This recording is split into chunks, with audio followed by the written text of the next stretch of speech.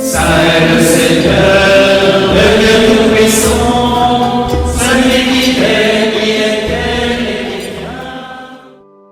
Frères et sœurs en Christ, bienvenue dans votre rubrique Saint du jour, disponible sur notre chaîne YouTube et notre page Facebook. N'hésitez pas à vous abonner pour vous inspirer chaque jour. Aujourd'hui, allons à la découverte du dogme de l'Immaculée Conception.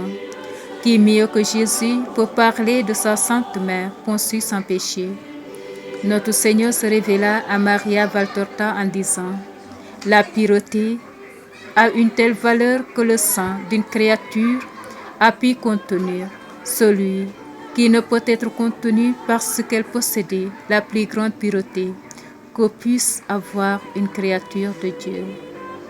La Trinité Sainte est descendue avec toutes ses perfections y habita avec les trois personnes, enferma son être infini dans un si petit espace, sans pour autant se diminuer, parce que l'amour de la Vierge et la volonté de Dieu dilatèrent cet espace jusqu'à en faire un ciel, et s'y manifester conformément à ses caractéristiques. Le Père, en étant que créateur, renouvela son œuvre du 6e jour et eut une vraie fille, digne de lui, et à sa parfaite ressemblance. L'empreinte de Dieu était imprimée à Marie avec une telle netteté que seul le premier-né du Père lui était supérieur. Marie peut être appelée la puînée du Père en raison de la perfection qu'elle reçut et sut conserver de sa dignité d'épouse de Dieu, de mère de Dieu et de reine du ciel.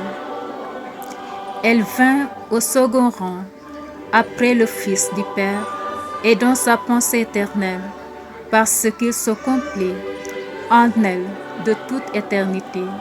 Le Fils, en étant Fils pour elle, aussi lui enseigner par un mystère de la grâce, sa vérité et sa sagesse, alors qu'il n'était encore qu'un germe qui se développait en son sein.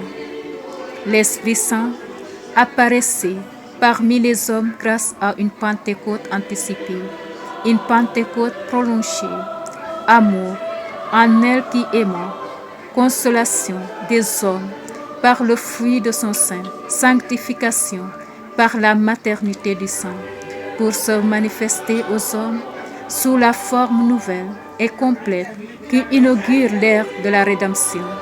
Dieu n'a pas choisi pour trône un astre du ciel, ni le palais d'un puissant. Il n'a pas davantage voulu les ailes des anges pour y poser les pieds. Il a voulu un sein immaculé. Ève, elle aussi, avait été créée immaculée, mais c'est de son plein gré qu'elle voulut être corrompue, alors qu'elle vivait dans un monde pur. Marie, qui vivait dans un monde corrompu, se refusa à opposer sa pureté par la moindre pensée tournée vers le péché.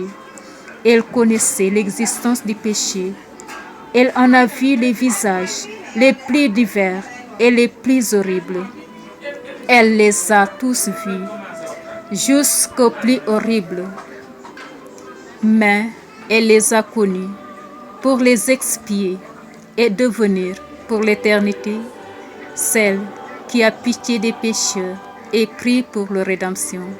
Aujourd'hui, nous fêtons aussi Saint Eutychien et Saint Romaric. Bonne fête à tous les homonymes. Bonne fête de l'Immaculée Conception. À demain pour de nouveaux saints.